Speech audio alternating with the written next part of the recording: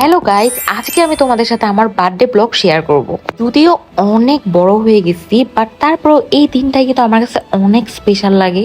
সুন্দর করে সাজুগুজু করে রেডি হয়ে সকাল 7টায় আমরা রাজশাহী ট্রেনে চড়েছিলাম এবং 9টার দিকে আমরা রাজশাহী এসে পৌঁছেছি। রাজশাহী শহরটা কিন্তু আমার কাছে অনেক ভালো লাগে, কারণ ওদের যে শহর শুরুর জায়গাটা এটা খুবই সুন্দর করে সাজানো। আমরা প্রথমেই কিন্তু আমাদের নাস্তা সেরে নিছি। নাস্তাতে ছিল রুটি, তার সাথে ছিল সবজি, ডিম ভাজা, খিচুড়ি ছিল, আর ছিল দুধ চা। সকালে নাস্তা শেষ করার পর আমরা চলে গিয়েছিলাম পপুলার মেডিকেল সেন্টারে, কারণ আমার একটা টেস্ট করার ছিল। তো ভাবলাম রাজশাহী আসছি, টেস্টটাও করে যাই, এক কাজে দুই কাজ হয়ে যাবে। কিন্তু এই টেস্ট করতে যে আমাদের অনেকটা সময় নষ্ট হয়েছে। এরপরে আমরা চলে গিয়েছিলাম পিজা বার্গে। পিজা বার্গের একটা মেনু আমার খুবই অনেকদিন ধরে খেতে ইচ্ছে করতেছিল। ওদের এই সেট মেনুটার রিভিউ আমি অনেক দেখছি। ওদের রেস্টুরেন্টে কিন্তু ভালোই ক্রাউড ছিল, অনেক মানুষ ছিল। যদিও আজকে অফ ডে ছিল না, বাট তারপর আমি এত মানুষ দেখে তো অবাকই হয়ে গেছি। আরেকটা জিনিস আমার খুবই ভালো লাগছে, সেটা হচ্ছে ওদের যে সার্ভিস যারা দিচ্ছে আর কি, ওয়েটার ছিল, ওদের বিহেভিয়ার খুবই ভালো ছিল। ওরা একটু পর পর এসে জিজ্ঞেস করতেছিল আপু কিছু লাগবে কিনা বা কি ধরনের হেল্প করবো। খুবই অল্প টাইমের ভিতর কিন্তু আমাদের খাবার দিয়ে গেছে। তো আমাদের প্লেটারে ছিল ফ্রাইড রাইস, তার সাথে ছিল একটা সালাদ, তার সাথে ছিল ভেজিটেবল, চিকেন চিলি, অনিয়ন এবং একটা টার্কিশ কাবাব। যদিও রাইসের পরিমাণটা অনেকটাই কম ছিল, বাট অন্যান্য অনেক কিছু ছিল, তো সবগুলো মিশলে আসলে পেট ভরে গেছে। আর স্পেশালি ওদের যে টার্কিশ কাবাবটা ছিল, এই কাবাবটা আমার খেতে খুবই ভালো লাগছে। আর এদের মেনুটা আসলে বলা যায় এভারেজে 10-এ 7। এখানে বেশ কয়েকটা ফটো বুথ ছিল, তো আমি আমার হাজবেন্ডকে বলতেছিলাম যে আমাকে খুব সুন্দর সুন্দর ছবি এবং ভিডিও তুলে দাও। আর আমার জামাইয়ের স্পেশালি অনেক ধৈর্য, ওকে আমি ঠিক যেভাবে বলি, যেমন করে ছবি তুলতে বলি, ওইভাবেই দেখা যায় আমাকে ও ছবি তুলে দেয়। যেহেতু রাজশাহী ঘুরতে আসছি, তাই আমার ইচ্ছে ছিল এখান থেকে সবচেয়ে সুন্দর এবং ফেমাস কোনো কিছু হাতে করে নিয়ে যাওয়া।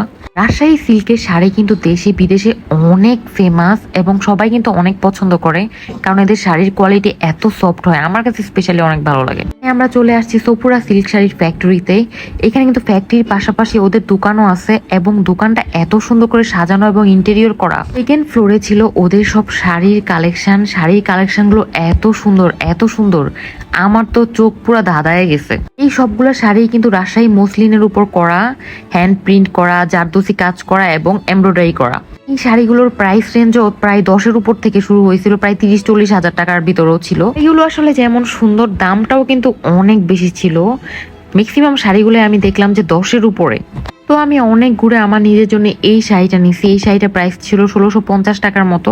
আমি যেহেতু আজকে প্রিপারেশন নিয়ে আসি না, ইনশাল্লাহ নেক্সট টাইম প্রিপারেশন নিয়ে আমার অনেকগুলো শাড়ি কেনার ইচ্ছা আছে। স্পেশালি ওদের সফট সিল্ক শাড়িগুলোর কালেকশন এত সুন্দর আর এত সফট, মানে মনে হচ্ছিল যে একদম তুলা ধরে রাখছে। ইচ্ছে আছে নেক্সট টাইম আসলে আমি বেশ কয়েকটা শাড়ি আমার নিজের জন্য কিনবো, কারণ শাড়ির কোয়ালিটি এবং ফেব্রিক্স আমার খুবই পছন্দ হয়েছে ওদের। এটার আশেপাশে আরো বেশ কয়েকটা দোকান ছিল, ওই দোকানগুলো আমি ঘুরছি।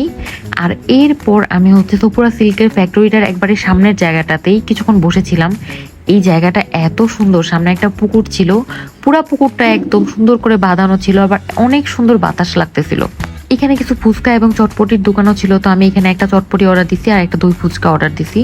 ফুচকাটা একদমই ভালো লাগে নাই, বাট ওদের চটপটির কোয়ালিটিটা আমার কাছে একটু ভালো লাগছে। আজকের দিনটা আসলে আমার কাছে খুবই স্পেশাল এবং অনেক সুন্দরভাবে কিন্তু সারাটা দিন আমি কাটাইছি, ঘুরছি ফিরছি, শপিংও করছি, আলহামদুলিল্লাহ।